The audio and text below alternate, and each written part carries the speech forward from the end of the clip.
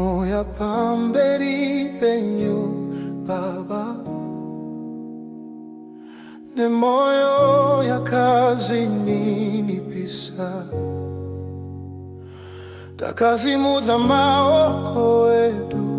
tichisaga chiso chenyu zwimbo inong'ayere nenyasha mweya wenyu ng'afambe pano kana muchitaura tinonzwa kana muchifamba tinona mwari wetu mupenyu uri pano nesu nengarasaruka nyasha zenyu tiri kudururwa simba renyu riri kuburuka mweya mutsvene fambai nesu nengarasaruka kuporeswa kuri pano kusunungurwa kwauya zvino Ishe tabata nyasha dzenyu misoji yedu munoiona minamato munoipindura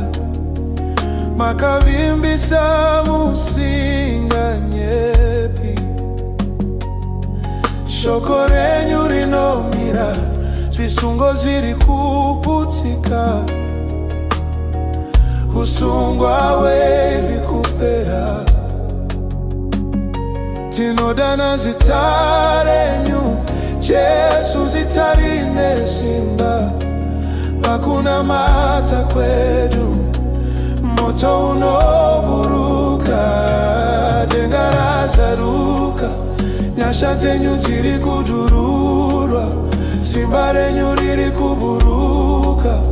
mweya mutsvene fambai nesu denga razaruka kuporeswa kuri pano kusunungurwa kwauya zvino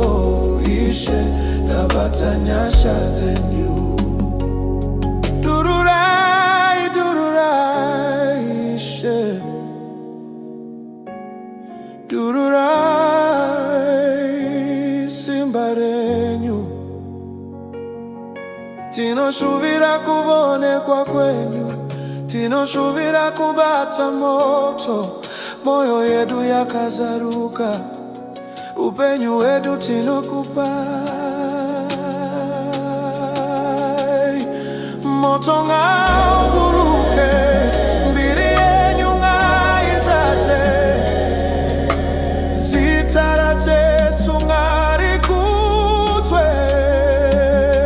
munzvimbo ino denga razaruka nyasha zenyu ziri kuduruka simba renyu riri kuburuka mweya mutsvene fambai nesu denga razaruka zvisungo zvaputsika upenyu wasandura nekuda kwenyu